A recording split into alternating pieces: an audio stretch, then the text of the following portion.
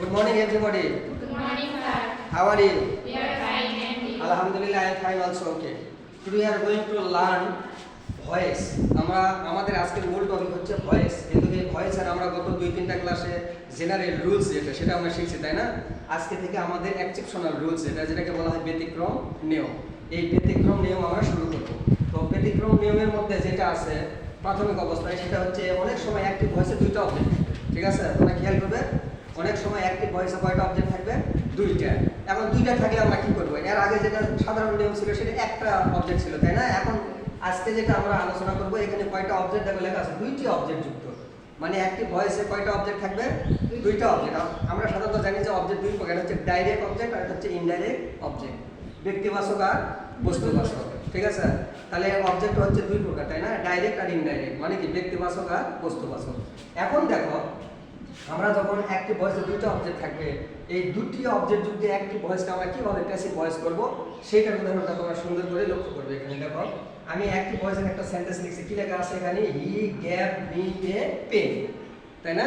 আমাদের প্রথমে find out করতে হবে কি অবজেক্টটা খুঁজে বের করতে হবে, তাই না? এখন আমি যখন অবজেক্ট এখানে খুঁজে বের করবো তখন দেখা যাচ্ছে দুইটা অবজেক্ট। স্যার এখানে দুইটার মধ্যে কোনটা আগে লিখবো? দুইটার মধ্যে কোনটা আগে লিখবো এটা প্রশ্ন আসতে পারে, তাই না?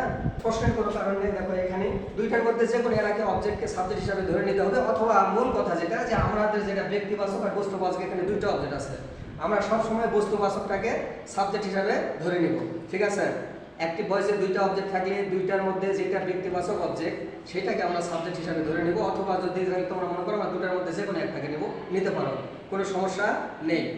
আচ্ছা, এখন আমি দুটার মধ্যে একটাকে অবজেক্ট হিসাবে ধরে সাবজেক্ট হিসাবে ধরে নিলাম, আর বাকি যেটা থাকবে সেটা কোথায় কি করব? এটাই হচ্ছে ব্যতিক্রম। অন্যান্য নিয়ম সাধারণ নিয়মের মতোই, শুধু দুইটা অবজেক্ট থাকলে আমরা যখন একটা অবজেক্টকে ধরে নেব সাবজেক্ট হিসাবে, বাকি যেটা থাকবে ওইটা PV3 পরে বসাতে হবে। এখানকার মেইন পয়েন্ট যেটা, আমাদের যখন দুইটা অবজেক্ট থাকবে দুইটার মধ্যে যে কোনো একটাকে তো আমরা সাবজেক্ট হিসাবে ধরে নেব, তাই না? আর বাকি যেটা থাকবে এটা আমরা কোথায় বসাবো? PV3, মানে ভার্বের পাস্ট পার্টিসিপল ফর্ম করার পরে আমরা বসাবো, ঠিক আছে? দেখো এখানে উদাহরণটা লক্ষ্য করে সুন্দর করে, he gave me a pen. আমার প্রথম কাজ এখানে অবজেক্টকে সাবজেক্ট করা, তাহলে আমরা এখানে অবজেক্ট পাইছি কয়টা? দুইটা। তাহলে দুইটার মধ্যে আমরা বস্তুবাচক অবজেক্ট যেটা সেটা সাবজেক্ট হিসাবে নেব। দেখো এ পেন, তাই না? তাই নিচে যাবো এখানে এ পেন, প্রথম কাজ। দ্বিতীয় নম্বর কাজ, টেন্স অনুসারে এখন আমাকে অক্সিলারি ভার্ব বসাতে হবে। তোমরা বলো যে কোন টেন্স? Past tense. এটা আমরা কিভাবে চিনবো? এই যে ভার্ব কোন ফর্মে আছে?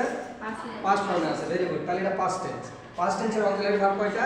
দুইটা, তাই না? কি ওয়াজ আর ওয়্যার। তাহলে এখানে সাধারণত ওয়াজ বসছে, ঠিক আছে? তারপরে তৃতীয় নাম্বার নিয়ম কি ছিল? PV1 এর PV3 করা। এই যে গ্যাভের PV3 কি করছি আমরা? গিভেন।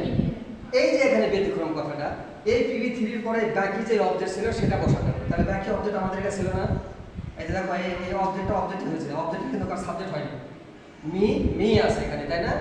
তারপরে নিয়ম অনুসারে দায়, তারপরে সাবজেক্টের অবজেক্টিভ কেস, ঠিক আছে? ক্লিয়ার? এখন দেখো তাহলে এখানে মূল কথা, দুটো অবজেক্ট যুক্ত অ্যাক্টিভ ভয়েসকে প্যাসিভ ভয়েস করিবার টাইমে আমাদের খেয়াল করতে হবে সাধারণ মানে অন্যান্য নিয়ম শুধু ব্যতিক্রম নিয়ম যেটা এখানে, যে দুটার মধ্যে যে কোনো এটাকে সাবজেক্ট হিসাবে ধরে নিতে হবে, অথবা যেটা ডাইরেক্ট অবজেক্ট বস্তুবাচক অবজেক্ট এটাকে আমরা সাবজেক্ট হিসাবে ধরে নিব। আর বাদ বাকি নিয়ম সাধারণ নিয়মের মতোই। এখন বাকি যে অবজেক্ট থাকবে সেটাকে আমরা কোথায় বসাবো? PV3 এর পরে, অর্থাৎ পাস্ট পার্টিসিপল ফর্মের পরে বসাবো। এটাই হচ্ছে ব্যতিক্রম। তাছাড়া অন্যান্য নিয়ম সাধারণ নিয়মের মধ্যে, ঠিক আছে? তো deer learner, I hope that today's topic is clear to you. If you like my class or video, please like, comment and share. This is good for Allah Hafiz.